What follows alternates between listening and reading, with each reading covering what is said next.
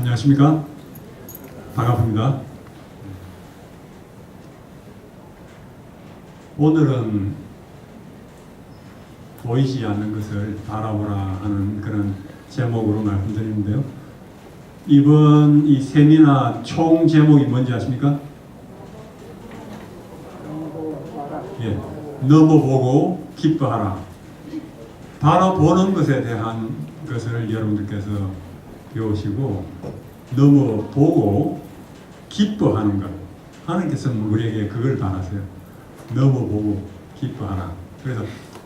그런데 어제 여러분들 들으신 것을 얼마나 열심히 하셨는지 기억하시는지 제가 좀 확인을 해봐야 되겠습니다. 네. 벌써 이제 커닝을 하기 시작하시는데 세 가지 어제 말씀드렸어요. 세 가지 막 꺼내시고 그러시는데 첫 번째 뭐였죠? 행복은 어떻다고요? 행복은 선택이다 그랬죠.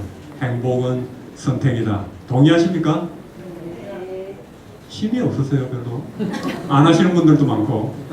행복은 선택입니까? 예. 아, 좋습니다. 행복은 선택입니다. 어떤 형편에 있든지 자기가 선택을 할 수 있어요. 그리고 두 번째는 뭐였죠? 예. 무엇을 보는가에 달려있다.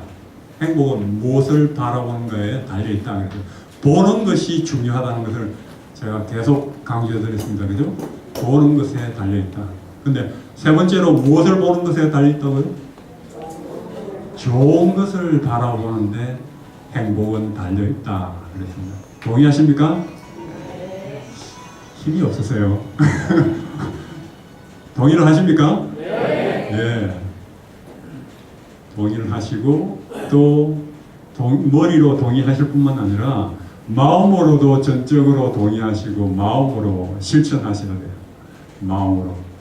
그래서 온몸으로 전인적으로 따라가셔야 되는데 어제 굉장히 중요한 성경 말씀 하나를 제가 소개해 드렸는데 제 마음에 늘 생각하는 성경 말씀입니다. 무슨 성경 말씀 하나 기억나시죠? 깨구리가 이렇게 붙잡고 있는 성경 구절 생각나세요? 네. 범사에 지금 얘기하셨죠?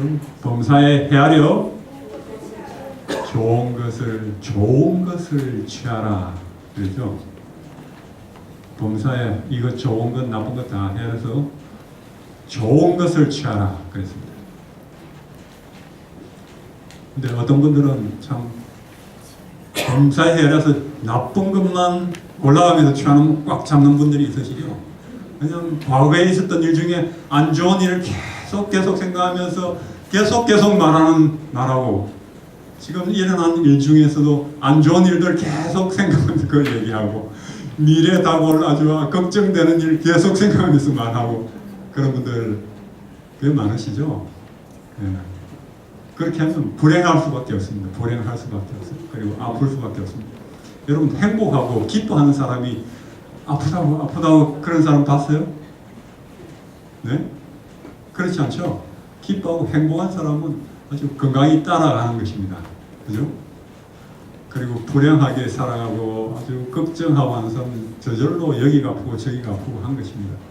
이 마음과 우리 몸이 하나이기 때문에 분리할 수가 없는 것입니다.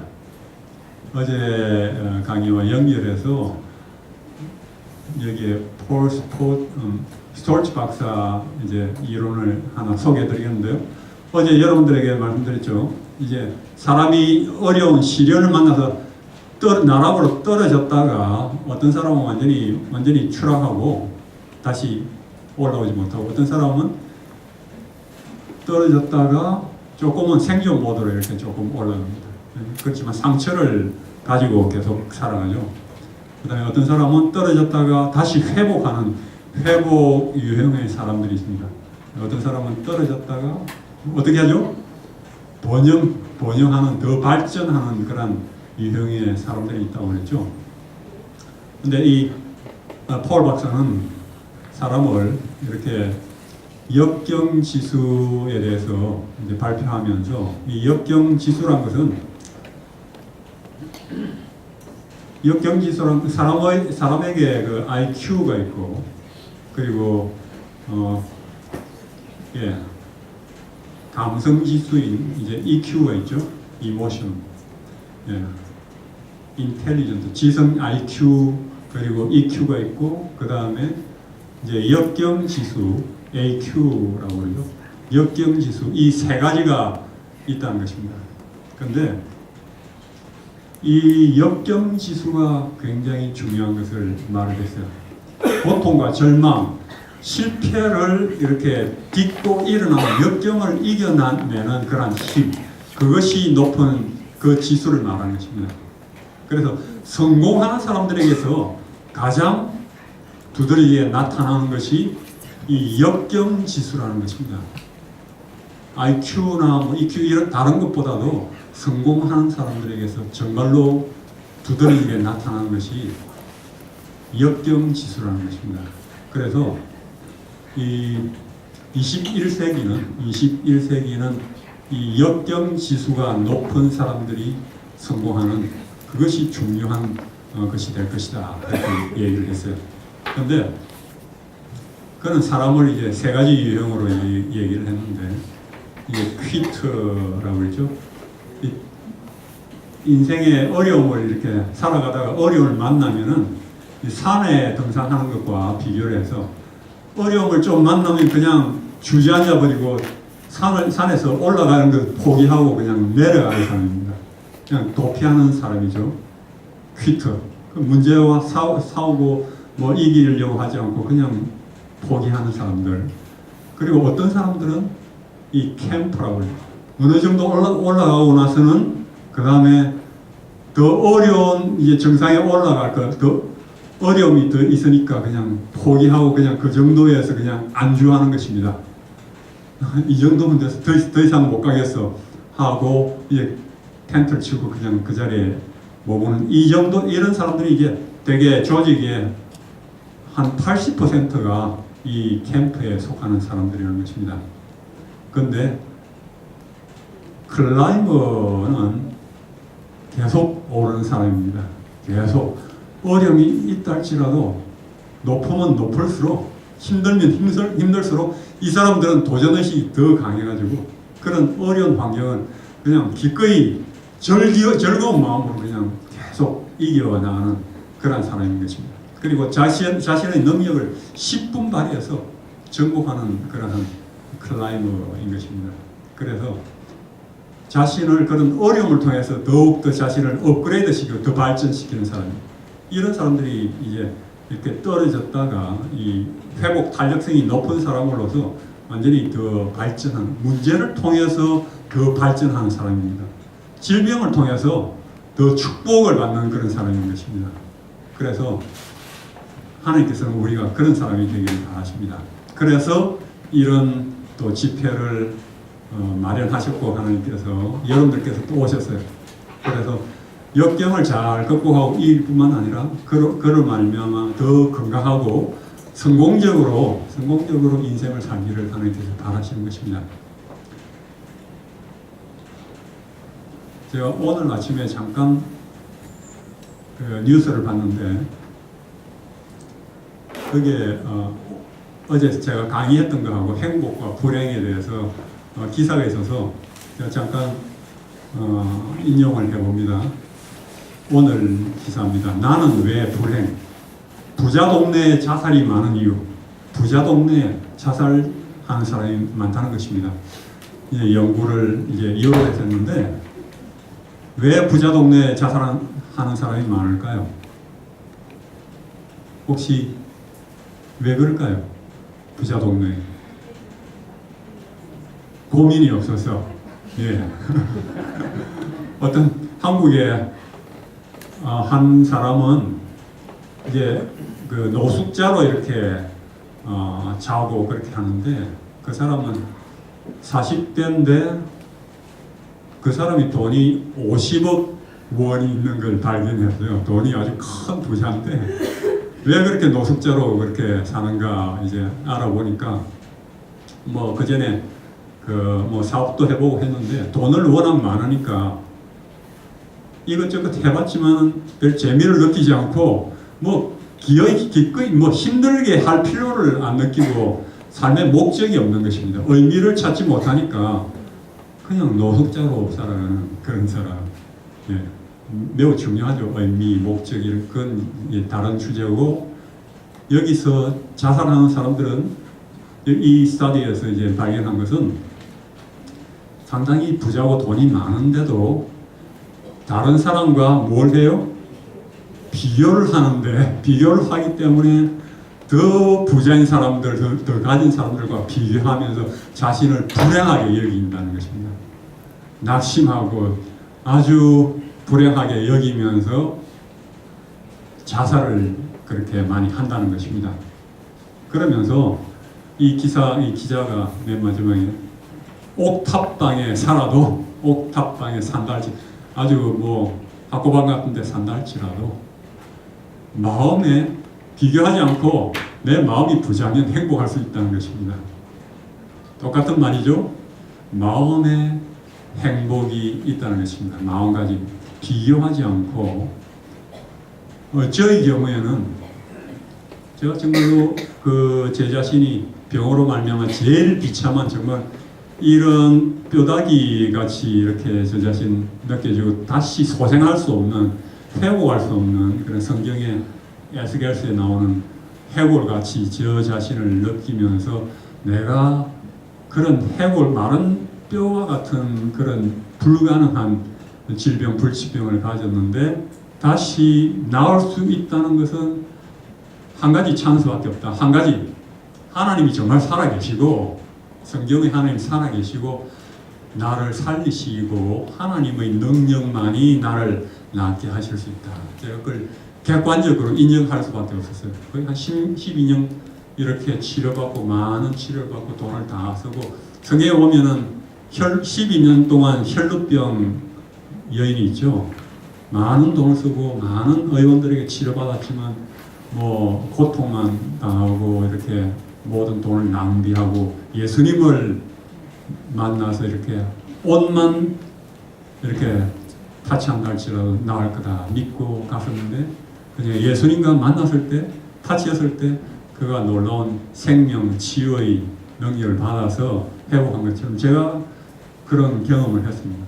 예수님을 죽음을 각오하고 이렇게 찾았을 때 하나님께서 제게 응답하시고 제가 회복하고 소생하는 그런 경험을 했는데요. 그런 경험을 하면서 제가 한 가지, 제가 지난 생에 모든 것 중에 가장 잘한 것 한 가지를 있다면 한 가지, 그 한 가지가 무엇인가? 그 최악의 최절망의 그 순간에 뭐 하늘이 노랗다는 말이 있죠. 그렇게 느껴졌어요. 회색같이 보였어요. 세상이 살아가는 것이 절망이 뭐 희망이 하나도 없었기 때문에. 그런데 그 순간에 성경을 읽으면은 희망이 있는 것처럼 느껴져서, 성경이 정말로 진리라면은 그 길밖에 내가 나올 수 없다 그렇게 믿고 산에 올라가서 무기한 금식기도 하면서 하나님을 찾았던 것, 그것이 내 생에 가장 잘한 일이다 그런 생각이 드는 것입니다. 바라보는, 무엇을 보는가에 달려 있어요. 제가 바라보고 하나님을 마치 보이지 않는 것보다도 더 여러 가지 일들 중에서 보이지 않는 것들을 영적인 눈을 여셔서 하나님께서 보게 하시고 하나님을 만나는 경험을 하면서 내 자신을 육신적으로만 보지 않고 전인적으로 보게 되니까 제가 정말로 건강하고 영생을 가졌고 행복한 하늘의 왕자로 저 자신을 새롭게 보게 되니까 한순간에 행복한 그런, 세상에서 제일 행복한 사람으로 변했다고 말씀드렸죠. 그와 마찬가지로 뭘 보느냐에 결국은 달려있는 것입니다. 영원한 생명도 영생도 뭘 보느냐에 달려있죠. 그죠? 예수를 바라보라. 우리가 위를 보고 하나님을 바라보면 하나님께서 모든 것을 가장 쉽게 만들어 주셨어요. 모든 값을 다 치르시고, 그죠? 그래서 우리가 예수를 바라볼 때 우리 마음이 평안해지고 행복해질 수 있고 건강해질 수 있고, 또한 병이 낫지 않는다 할지라도 마음의 천국을 경험할 수가 있는 것입니다. 제가 이 참 재밌는 있었던 일인데, 오래전에 한남동에 아주 큰 부자가 살았어요. 부자 아주머니가 있었는데 시골에서 올라온 아주머니를 가정부로 두었습니다. 그런데 가정부로 두고 있었는데 이 아주머니는 이제 기독교인이었죠. 근데 이 부자 사모님은 돈 문제도 있었지만 가정 문제도 아주 복잡했습니다. 그래서 가정 문제도 복잡해서 항상 남편과 큰 소리로 다투고 그냥 막 싸우다가 주먹이 날아가고 밥상이 엎어지고 그냥 그런 난리가 없었습니다. 매일매일 이제 그렇게 살았는데, 이 사모님은 세상을 온통 염려와 근심 속에 살면서 수면제를 먹어야지 잠을 잘 수 있었고 술을 마셔야지 잠을 잘 수가 있었습니다. 근데 그와 반면에 골방에 살아가는 이 가정부 아주머니는 언제나 편안했어요. 그리고 늘 찬양하고 명랑했습니다. 안방은 지옥이고 골방은 천국이었습니다. 가정부는 평안 가운데 살고 주인은 항상 염려와 근심 가운데 살아가는 것입니다. 주인은 술에 살고 이 가정부는 찬송에 사는 것입니다. 그래서 어느 날 이 여주인이, 나는 이 가정부를 불러서 나는 내 집에 살면서도 기쁨이 없는데 아주머니는 남의 집에 살면서 늘 기쁘니 그 이유가 뭡니까? 이렇게 물었어요. 그렇게 물으니까 이 가정부 아주머니는 자신 있게 대답을 하는 것입니다. 저는 주님 안에서 살기 때문에 항상 기쁩니다. 주 안에서 사는 사람은 남의 집 가정부로 살아도 기쁜 것입니다. 왜냐하면 위를 보기 때문에, 행복을 주는 분을 바라보기 때문에 기쁠 수 있는 것입니다. 그래서 제가 좋아하는 성경 말씀이죠. 이사야 40장 31에 여호와를 바라보고 의지하는 자는 새 힘을 얻어 독수리처럼 날개치며 올라갈 것이요 달려가도 지치지 않고 걸어가도 피곤하지 않을 것이다. 그랬어요. 현대인의 번역에 여호와를 바라보고 의지하는 사람은 이와 같은 힘을 얻는다는 것입니다. 그래서 이 시간 여러분 이 말씀을 생각하시면서 우리 특별한 찬양을 잠깐 들으시고 또 강의를 계속하도록 하겠습니다.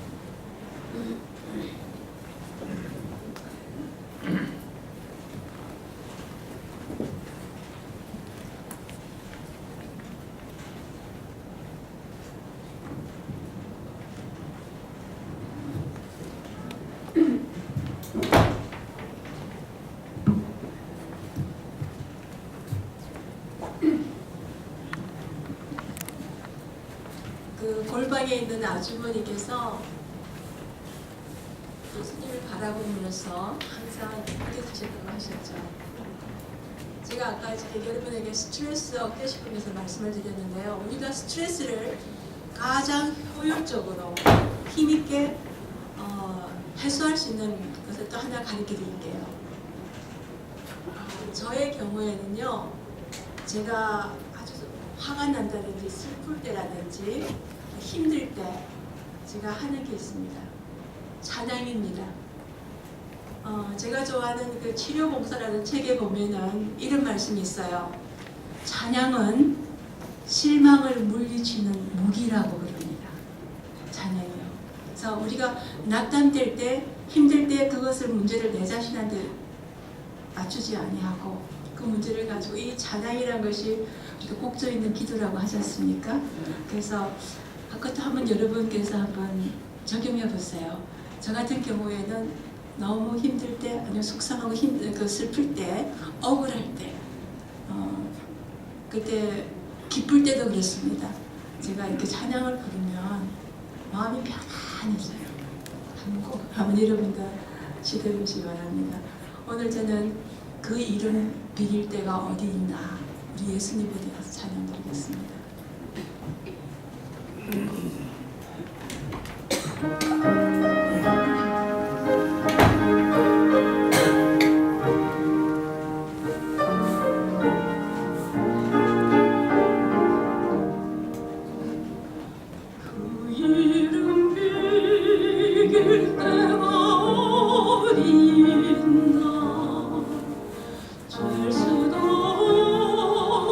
있을 수도 없는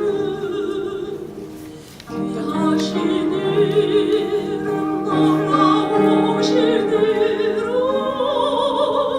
참되신 이름 우리 주 예수 주 예수 이름 내가 생각할 때 내 마음속에 기쁨 넘치네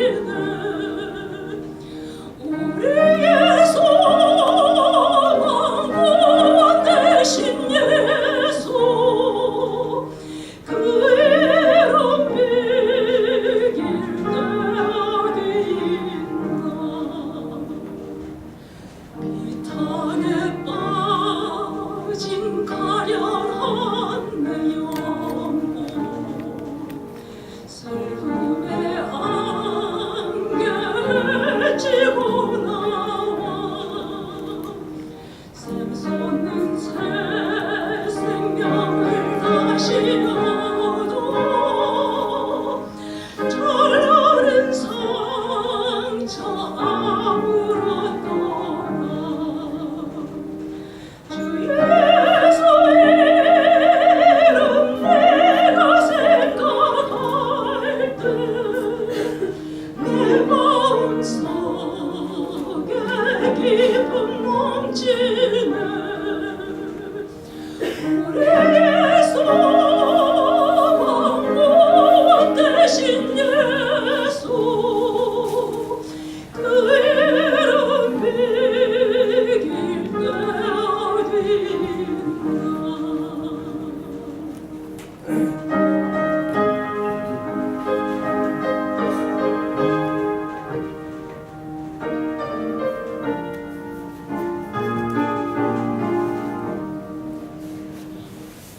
이 세상 모든 것이 없어져도 그 이름 오늘도 빛나리 내일도 영원토록 증거되며 찬란한 빛을 더욱 발하리 주 예수 이름 내가 생각할 때 내 마음속에 기쁨 넘치네 우리의 소망 구원 되신 예수 그 이름 비길 때 어디 있나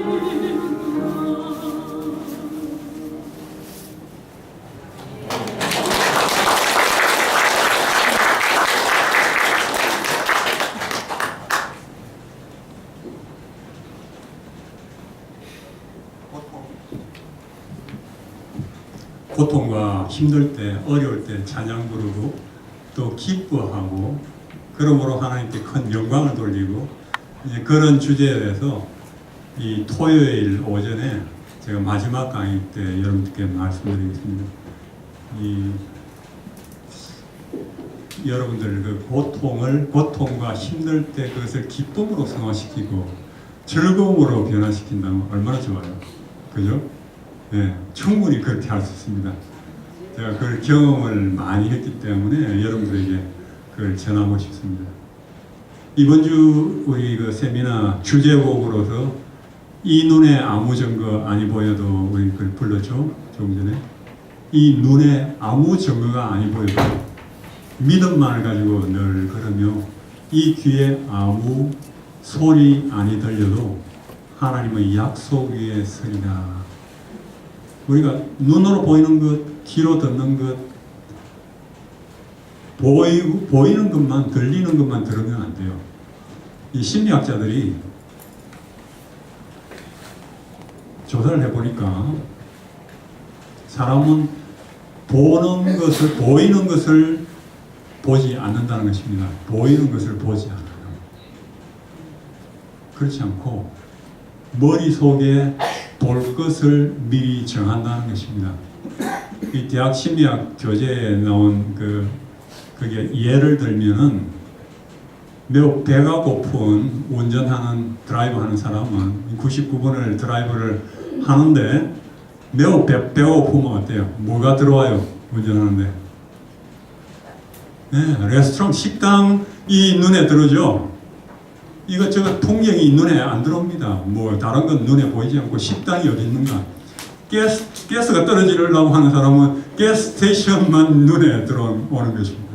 자기가 보고자 하는 것이 머릿속에 이미 정해져서 그것을 볼 수가 있다는 것입니다. 그죠?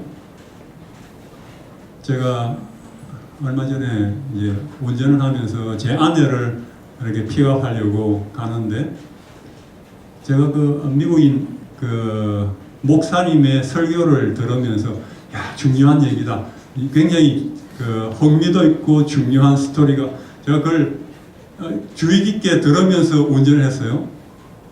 그런데 아주 중요한 순간이었는데 집사람이 딱 나타나는 것입니다. 픽업을 한 나를 모르고 저리 지나가니까 제가 잡아야 되는데 하면서 이렇게 돌았어요. 유턴을 해가지고 완전히 돌아서 이렇게 다시 집사람인데 가서 이렇게 태웠습니다. 그러고 나서 그 설교가 어떻게 됐지? 그 사이에 설교는 계속 흘러나오는데 제게는 설교가 하나도 들어오지 않았어요. 귀에 전혀 들어오지 않았습니다. 제 마음의 포커스가 완전히 집중하는 것이 집사람을 픽업하는데 이제 있었기 때문에 아무리 들어와도 그건 없는 것입니다. 그죠? 그와 마찬가지로 우리가 하나님을 바라보고 하나님을 만나는 것도 마찬가지. 하나님께서 끊임없이 우리에게 생명의 길, 생명의 메시지를 들려주시는 것입니다. 영적인. 근데 우리가 거기에 집중하고 들으려고 해야지 완전히 이것도 생각하고 저것도 생각하고 하면서 하는 사람은 듣지를 못해요. 하나님을 보지를 못해요. 근데 그게 완전히 몰두하고 들으려고 소망하고 그렇게 기도하고 하면은 우리가 들을 수 있고 어디서나 들을 수 있고 어디서나 힘을 얻을 수 있고 우리가 보고 듣는 것을 보이는 것, 들리는 것만 우리가 거기에 할 게 아니고 정말 보이지 않는 것을 바라보고 들리지 않는 음성을 또 들을 수가 있어야 하는 것입니다. 오늘은 제가 보이지 않는 것을 바라보라 하는 제목인데요. 그래서 이것이 매우 중요한 원칙이죠.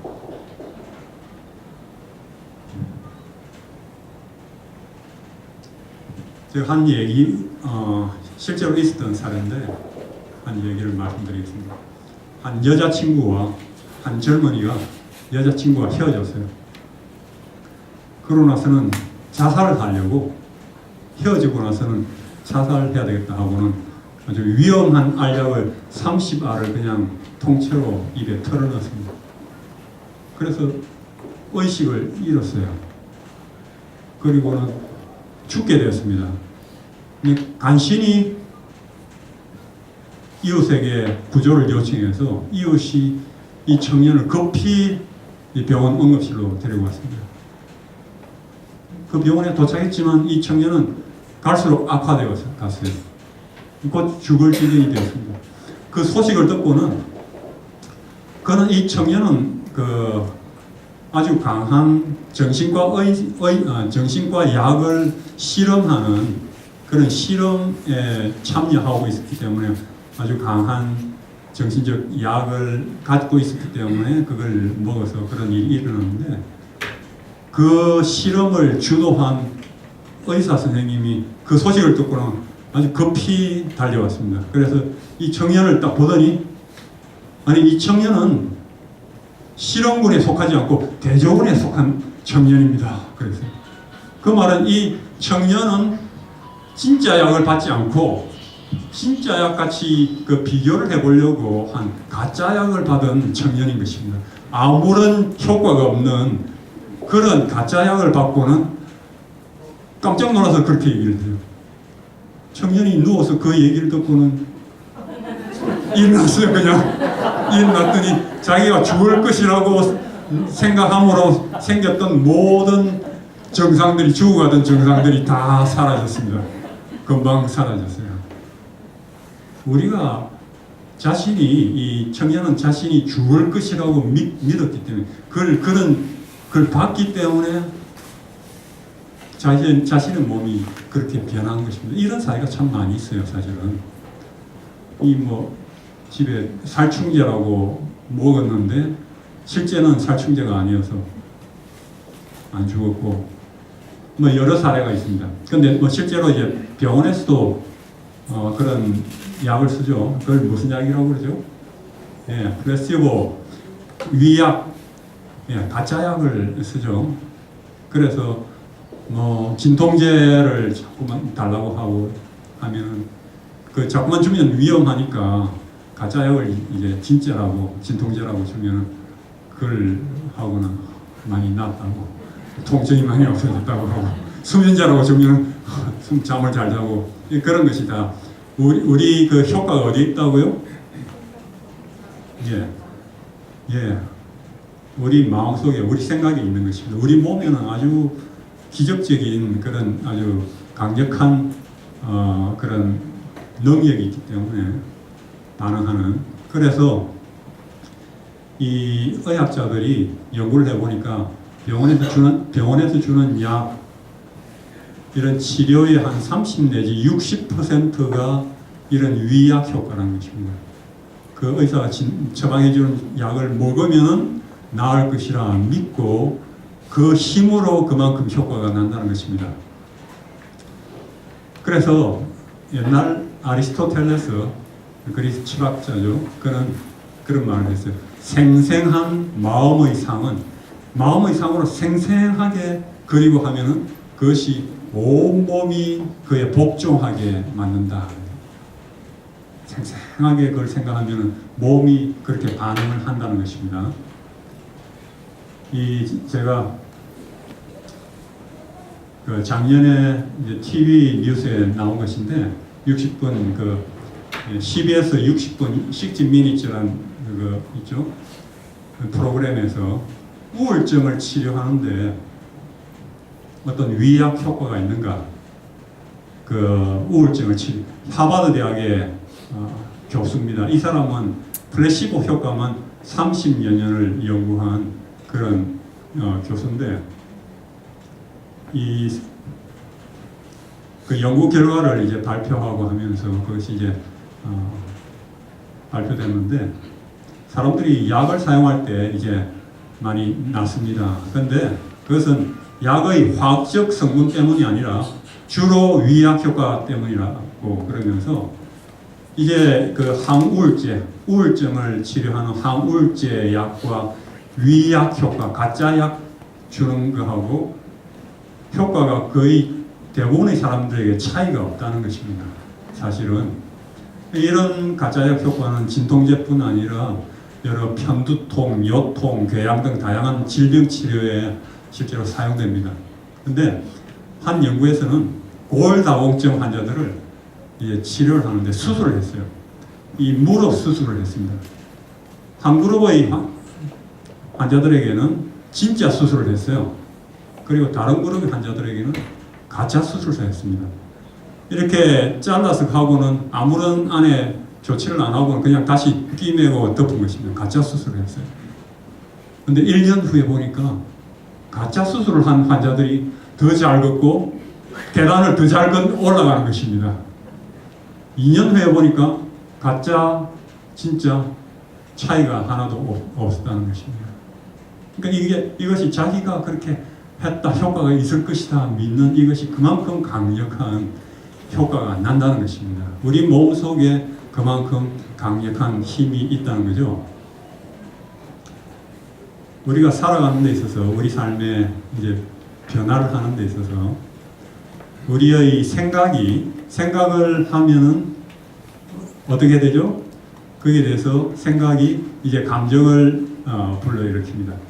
그래서 생각을 하다 보면 그게 이제 감정을 불러일으키고 감정이 행동을 이제 만들어냅니다.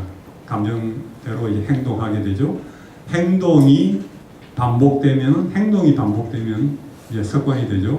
습관이 반복되면은 뭐가 돼요? 성품을 만듭니다. 그 사람 성품을 만들어내죠. 그 성품이 결국은 그 사람의 운명을 좌우합니다. 그래서 생각이 감정과 행동, 습관, 성품, 운명을 다 연결해서 좌우를 합니다. 그래서 뭐가 제일 중요해요? 예, 생각이 제일 중요해요. 무슨 생각을 하면서 살아가는가 제일 중요합니다. 생각에 따라서 모든 것이 다 좌우되죠.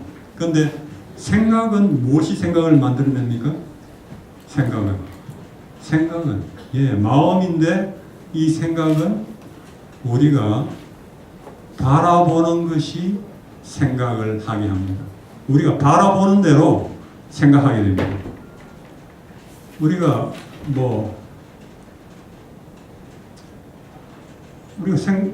out of sight, out of mind 이런 말도 있죠. 우리가 보지 않으면 생각도 마음도 멀어지고, 그죠? 이 보는 것에 따라 보는 것이 우리에게 입력되는 것입니다. 그래서 뭘 바라보는가에 따라서 우리가 그에 따라 생각합니다. 그래서 제일 중요한 것이 뭐예요? 뭘 바라보면 살아가는가? 보는 것이 제일 중요한 것입니다. 무엇에 초점을 맞추고 무엇을 보면서 살아가는가? 이것이 제일 중요한 것입니다.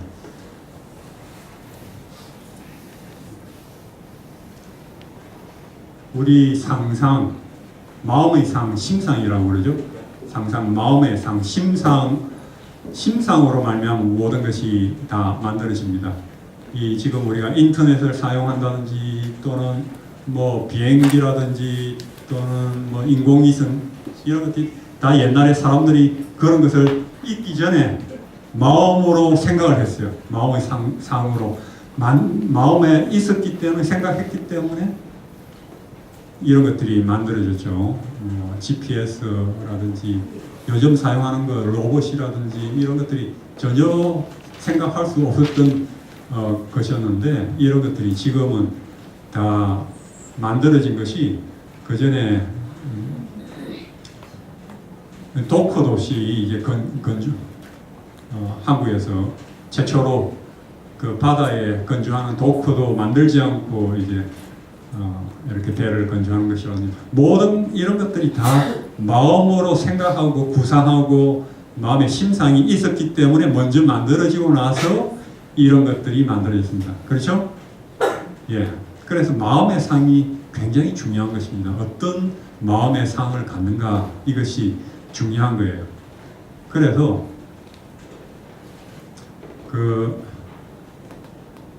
긍정적인 미래상 앞으로 어떻게 될 것이다. 긍정적인 미래상 이것은 긍정적으로 이렇게 미래 상상력을 상상하는 것은 이런 모든 행동을 만들어내는 핵심적인 요소라는 것입니다. 긍정적으로 이제 바라보는 것, 상상하는 것, 그리고 이제 개인과 개인 또는 단체가 변화하는 것은 스스로 시작한 새로운 미래상, 미래에 대한 새로운 상, 마음의 상으로부터 시작을 한다는 것입니다. 그렇죠? 어떤 새로운 것을 마음에 이미 있었기 때문에 새로운 변화가 시작한다는 것이죠. 그래서 이 아주 유명한 하버드 심리학자죠. 윌리엄 제임스는 박사는 말하기를 당신이 보는 것을 당신이 갖는다. 그래서 당신이 보는 것을 당신이 갖는다. 그래서 그 말은 당신이 볼 수 없는 것은 갖지도 못한다는 것입니다. 그렇죠? 볼 수 있어야지 가질 수가 있다는 거죠. 그리고 아인슈타인 박사는 말하기를 상상은 지식보다 더 중요하다 그랬어요. 상상할 수 있는 상상력이 지식보다 더 중요합니다. 지금은 21세기가 돼서 상상력이 정말로 더 중요한 그런 시대가 됐죠. 더 우리가 실감이 납니다. 상상은 지식, 많이 알고 있는 것보다도 상상할 수 있는 능력이 더 중요하다. 이제 그가 그러면서 이 아인슈타인은 말하기를 Don't give up your dreams. 꿈꾸는 것을 그만두지 말라고 keep on sleeping. 계속 잠자라. 그렇게 말했죠. 계속 잠자면서 계속 꿈꾸라 그랬습니다. 그만큼 상상력이 중요하다는 것을 알려주는 거죠. 그래서 어떤 새롭게 아주 정말 놀라운 비약하는 그런 새로운 창작물, 성공적인 그런 것을 만들어내는 사람들이 있는데, 그런 사람들이 처음에 만들어내려고 아이디어를 내고 했을 때는 사람들이 전부 다 이상하다고, 미쳤다고, 바보 같다고, 도저히 안 된다고, 이런 그건 있을 수 없다고 그런 얘기들을 들었던 일들이 만들어졌다는 것입니다. 그들이 천재적으로. 그래서 처음에 뭔가 만들어서 상상해서 이렇게 아이디어를 내었을 때 다른 사람들이 미쳤다 하는 이런 말을 듣지 못한다면은 그건 크게 성공할 걸 꿈에도 꾸지 마라, 그렇게 말하는 것입니다. 그만큼 전혀 없는 것을 상상할 수 있는 능력이 중요하다는 것이죠. 근데 이것이 우리 건강과 우리의 성공에 굉장히 밀접한 그러한 연관성이 있는 것입니다. 이런 원리가. 근데 심리학자, 사회학자들은 장기적인 목표를 성취하는 비결로 그 목표를 성취하는 자기 자신을 시각화한다는 것은 눈에 보는 것처럼 그렇게 마음의 상으로, 심상으로 보는 것을 말합니다. 장기적인 목표를 성취하려면은 그 성취하는 자신의 모습을 그렇게 마음의 상으로 볼 수가 있어야 된다는 것입니다. 무슨 말인지 이해가 되시죠? 예.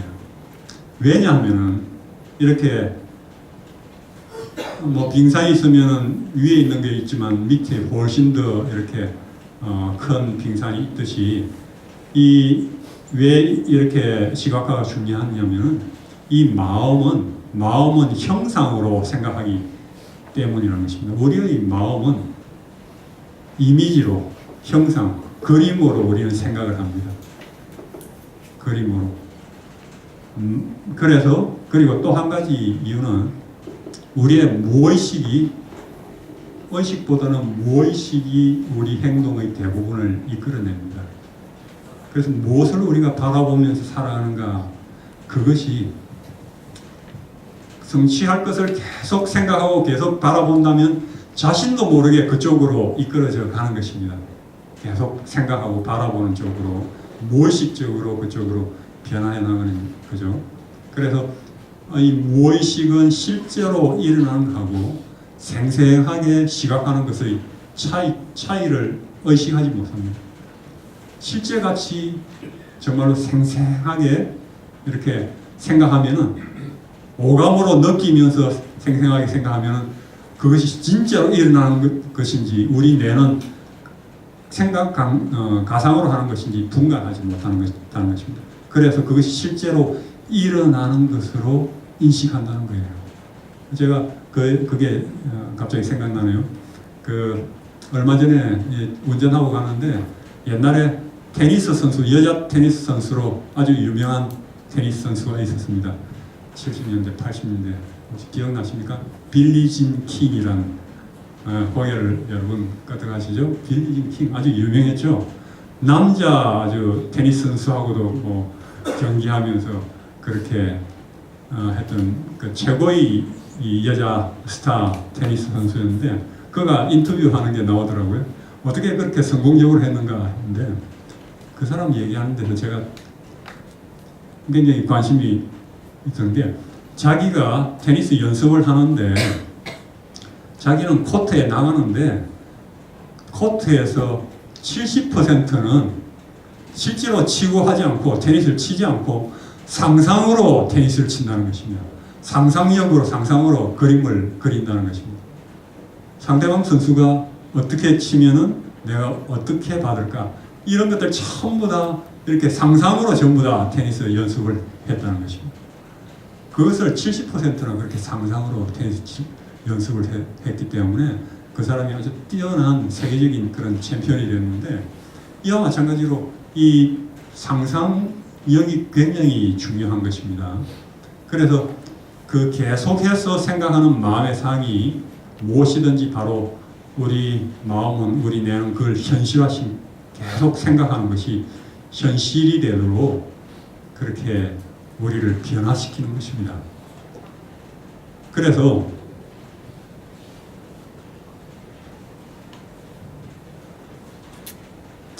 이 사람은 마치 이렇게 해바라기가 해를 따라서 이렇게 움직이듯이 이 유명한 조직 심리학자인데요, 데이비드 브라이드 박사는 말하기를 인간 조직은 거의가 성격상 굴광성이다. 빛을 따라서 움직이는 해바라기 같다 이런 것입니다. 그 뜻은 그것이 미래에 대해서 긍정적으로 예상하는 방향으로 눈에 떠있는 만큼 거의 자동적으로 진화하는 경향을 보여준다는 것이다. 야, 그렇게 되면 좋을 거야. 이렇게 생각하는, 긍정적으로 미래에 대해서 생각하는 쪽으로 자동적으로 우리가 변한다는 것입니다. 무슨 말인지 이해가 되십니까? 혹시 이해가 안 되시면 저에게 손 들고 물어보십시오. 예, 언제든지 질문이 있으시면 손 들고 물어보시기 바랍니다. 그래서 하나님께서 우리를 이렇게 만드셨어요. 사실은 성경에도 보면은 고린도후서 3장 18절에 우리가 주의 영광을 보매 저와 같은 형상으로 화하여 영광으로 영광에 이르니, 그런 말씀이 있습니다. 우리가 주의 영광을 계속 바라보니까 그와 같은 모습으로 변한다는 것입니다. 예수님의 그 아름답고 겸손하고 온유하신 그런 성품을, 그분 예수님은 그런 모습을 계속 바라보면 자신도 모르게 그렇게 변하는 것입니다. 그렇죠? 틴에이저들이, 그 사춘기 애들이 팝스타를 좋아하면은 걔들 뭐 말하는 것이나 행동하는 것, 옷 입는 것 다 따라갑니다. 그렇죠? 사람 보는 대로 따라가는 것입니다. 바라보는 대로. 그것이 굉장히 중요한 원리죠. 그래서 제가 어제 말씀드렸죠. 우리가 바라봄으로 변화하는 것은 지적, 영적 본성의 법칙이다. 사람의 마음은 숙고한, 계속 생각하는 대상에 점차적으로 맞추어 나간다. 그것은 사랑하고 존중하도록 길들여진 대상에 점차적으로 동화된다. 그래서 우리가 무엇을 사랑하고 무엇을 바라보고 찾고 선택하는 것이 굉장히 중요한 것입니다. 우리가 그걸 바라본 대로 우리는 변화하기 때문인 것입니다. 제가 예를 들어서 한 사람 말씀드리자면, 이 장성수라는 청년이 있었어요. 그는 이 청년은 식당에 물수건을 배달하는 청년이었습니다. 가스통을 배달하는 청년이었어요. 이 막노동을 하던 이 20살 때 이 장성수 이 청년의 꿈은 무엇이었느냐면 서울대 1등이었습니다. 서울대학교 1등으로 들어가는 것이 꿈이었어요. 그래서 서울대 1등이 그 꿈이 그를 지탱했다는 것입니다. 그리고 정말로 힘들게 살아가면서도 입시에서 1등을 해서 서울대 정문을 들어가는 그 장면을 생각하면 가슴이 쿵쿵 뛰고 정말로 흥분되고 소망이 아주 두근두근, 가슴이 두근거렸습니다. 그래서 그는 계속 그 꿈을 바라보면서, 그랬기 때문에 이 청년은 힘든 가운데서 그 미래의 그 장면을 계속 바라보는 것입니다. 그렇기 때문에 현재 힘든 것을 잊고 그 미래, 그 꿈을 얻을 것을 생각하기 때문에 힘을 얻고 기쁨으로 이제 나가서 열심히 했는데, 결국은 그가 서울대 인문계 1등으로 법대에 입학했습니다. 1등이 됐습니다. 그러면서 이 공부가 가장 쉬웠어요 하는 이 책을 펴냈죠. 베스트셀러 저자가 되고 나중에 변호사가 되고, 그렇죠. 그래서 그는 현실의 고통스러운 장면보다도 미래에 기대되고 흥분되는 즐거운 장면을 계속 바라봄으로 그 꿈으로 자기가 그 꿈이 자기에게 더 가까이 오도록 그렇게 만든 것입니다. 이것이 원리인 것입니다. 그래서 이러한 원리는 또한 이 시각화는 뭐 스키 선수 제일 처음에 미국 스키 대표팀이 1976년도에 올림픽 스키 대표팀이 이 시각화 훈련을 처음 시도했습니다. 그래서 아주 좋은 성적으로 이제 올림픽에서 거뒀고 그 이후에 계속 여러 매트 비욘디라든지 뭐 유명한 그 스포츠계 골프 스타든지 뭐 여러 선수들이 이제는 다 각종 스포츠에서 시각화 훈련을 하죠. 시각화 훈련. 보디빌더 또 이제 시각화 훈련. 아놀드 슈워제네거 주지사죠. 저 사람도 시각화를 아주 시각화를 생생하게 하면서 나중에 자기가 1등으로 상을 받을 그런 시각화까지 했다고 합니다. 자관 이 스포츠계에서 이런 시각화를 한 이 사람 중에 한 사람이 이제 이 누군지 혹시 아시겠어요? 네, 장미란. 혹시 비디오가 나올지 한번 모르겠네요. 예.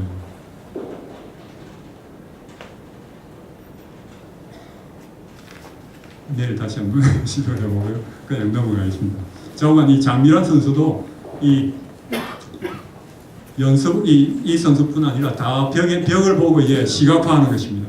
그러면서 이 역기를 이제 들고 완전히 성공적으로 역기를 들고 하는 그런 모습을 아주 생생하게 그리면서 그걸 시각화를 하고 그런 시각화 훈련의 공이 아주 컸다는 것입니다.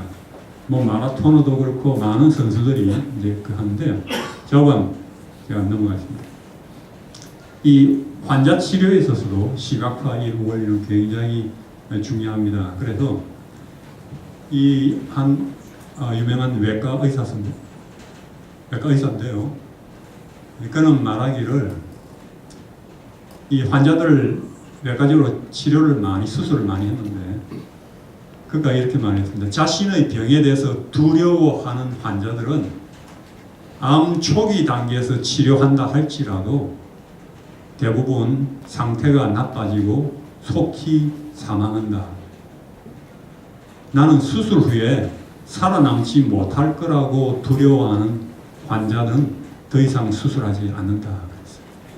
그만큼 똑같은 유명한 의사가 암 수술을 하는데도 불구하고 환자가 나는 악화돼서 더 나빠질 거야, 죽을 거야 하고 아주 두려워하고 그런 전망, 그런 미래상을 계속 바라보면 아무리 수술을 잘한다 할지라도 그는 자기가 가진 상대로 따라가는 것입니다. 그래서 더 이상 수술을 하지 않는다는 것입니다. 그만큼 우리의 마음에 가진 마음의 상이 얼마나 중요한지 알려주는 거죠. 그래서 우리의 마음의 심상, 마음의 상이 감정을 변화시키고 우리가 보는 대로, 그림 보는 대로 이제 감정이 변합니다. 그 다음에 그것이 신체를 변화시키게 만듭니다. 그래서 이 감정, 이 중간에 있는 감정이 치유 과정에 있어서 중심이라는 것입니다. 우리의 감정 변화가 신체 변화를 일으키고 면역을 변화시키고 하기 때문에 근데 그것을 감정 변화를 일으키는 것은 심상, 마음의 상이 그렇게 변화를 일으킨다는 것입니다. 이 심상, 시각화 치료를 최초로 했던 알려진 그런 유명한 사례인데요. 이것은 암 치료 전문인 칼 사이먼턴 박사와 그리고 심리학자 그 부부죠. 이 부부가 이 암 환자들을 치료를 했습니다. 시각화 치료를 전통적 1980년 거의 30년이 넘었네요. 그 당시에 이제 했는데 시각화 치료와 정통적 현대의학적 치료를 같이 병행했습니다. 두 가지를 같이 했습니다. 그런데 이 환자들이 결과적으로 보면 이 암 환자들이 불치였습니다. 그리고 예상 수명이 1년밖에 안 남았어요. 근데 그 암 환자 159명 중에 63명이 2년 후까지 생존 살아 있었습니다. 63명이나 되는 사람들이 암 환자들이 2년 후까지 살아 있었어요. 그리고 더 놀라운 것은 그중 22.2% 환자들은 암의 암이 징조가 없었습니다. 그리고 19.1%는 암이 감소했었어요. 그래서 한 40%의 암 환자들에서 암이 완전히 사라졌거나 아니면 더 줄어든 그런 결과를 가져온 것입니다. 놀라운 이제 결과를 가져왔죠. 또 에이즈라든지 HIV 유방암 환자들을 조사했는데 자신의 병이 더 악화될 것을 예상한 환자들은 그들의 예상대로 악화되고 조속히 사망하는 것을 발견했어요. 그와 반면에 여러 대학 스터디에서 이제 이런 것들을 발견했는데 자신의 병에 대해서 비현실적인 낙관적인 환상, 이걸 어떤 대학 교수팀은 이제 파지티브 일루전이라고 했습니다. 이 긍정적인 환상을 가지는 것입니다. 긍정적인 환상을 가지고 현실과는 달리 나는 좋아질 거야, 난 괜찮을 거야, 이렇게 생각을 하는 것입니다. 그런 환자들은 정말 정신적으로, 신체적으로 더 악화되는 데서 보호받고 그렇게 더 악화되지 않았다는 것입니다. 그리고 제가 어제 책을 하나 소개해드렸는데 기적적인 치유, Spontaneous Remission 이란 책 지금 소개해드렸죠. 거기에도 보면 그 저자가 그 생화학자가 이렇게 강연한 걸 제가 좀 들었는데 이 환자들 중에서 이 의사의 말을 병원에서도 의사의 말을 잘 듣지 않고 이런 환자들이 때로는 정말로 기적적인 치유를 이제 경험하는 것을 보게 되는데 어떤 암 환자는 그 말한 그 사례 중에 어떤 암 환자는 당신은 얼마 있지 않아서 죽을 것이라고 이제 그런 진단을 받았는데 이 암 환자는 그건 그 의사의 소견일 뿐이야. 이렇게 반응했다는 것입니다. 그건 그 사람의 소견일 뿐이야. 이렇게 하고 아주 뭐 담담하게 그 사람 기적적으로 이제 나았다는 것입니다. 그래서 내일 이제 여러분들께서 말이 얼마나 중요한지 그 의사의 말뿐 아니라 여러 사람들 여러분들이 하는 말 어떻게 말을 듣고 우리가 어떻게 말을 해야 되고 어떤 말이 우리 머릿속에 있어야 되고 하나님의 말씀을 우리가 어떻게 소화를 해서 우리 삶을 치유시키고 다른 사람을 치유시키는 그런 굉장히 중요한 원리를 제가 내일 말씀드리겠습니다. 말은 굉장히 중요한 것입니다. 우리 삶을 구성하고 우리 삶을 변화시키는데 가장 중요한 시가 되는 그런 말이기 때문에 예수님은 말씀이잖아요. 말이잖아요. 그 말씀이기 때문에 저건 우리 시각화하는 거하고 말씀하고 이렇게 연결해서 할 때 그것이 아주 우리를 변화시키는 것입니다. 놀랍게 치유되고 될 수 있는 것입니다. 심상, 마음의 상과 T-임파구를 조사한 조사에 의하면 올레스 박사는 심상이 여러 이 연구들을 문헌들을 이제 조사를 했는데 심상, 마음의 상하고 T 면역세포, T-임파구 생성, T-임파구가 만들어지고 활동하는 데 대한 영향을 조사를 해서 발표를 했습니다. 그런데 22개의 연구 중에서 18개의 연구에서 긍정적인 결과를 발견했습니다. 그래서 심상이 그 T-임파구의 18개, 거의 대부분의 연구에서 그 T-임파구가 만들어지고 활동하는데 우리의 마음의 상이 그만큼 영향을 미치는 것을 발견했다는 것입니다. 그래서 그는 말하기를 이런 증거가 너무나 확실해서 만일 심상이 마음의 상이 약이라면 의사들이 면역 기능을 높여야 하는 모든 환자들에게 처방을 해야 될 것이다. 심상을 처방해야 될 것이다. 그렇지 않다면 이 수를 당할 위험이 있을 것이다. 의료 과실 위험이 있을 것이다. 그렇게 얘기를 했어요. 그만큼 우리 마음의 상이 우리의 질병 치료에 영향을 많이 미친다는 것입니다. 이 로마니타 대학 제 박사학위 논문 지도 교수신데요. 이분이 우성 치료 연구, 마음의 치료 이런 쪽으로 아주 선구자 중에 한 분이라서 TV나 이런 데 기사 많이 나오는데 이분이 한 가지 흥미있는 제 스터디 연구하고 이렇게 연관이 있는 연구를 하셨는데 이분은 그 16명을 무작위로 이제 실험군하고 대조군하고 분리시켜서 행복하게 웃는 것을 상상하도록 했어요. 마음의 상으로 행복한 것을 이렇게 상상을 하도록 했는데 이러한 마음의 상을 가졌던 사람들에게서 스트레스 호르몬인 코티솔 호르몬은 39%가 떨어지고 에피네프린 호르몬은 70%나 떨어지고 도파 호르몬은 38%가 이제 감소한 것을 발견했어요. 그만큼 행복한 순간을 상상한 것만으로도 스트레스 호르몬이 이만큼 떨어지는 것을 발견한 것입니다. 상당한 큰 변화죠. 그리고 또 한 스터디는 아주 자기가 웃는 모습을 상상한 것입니다.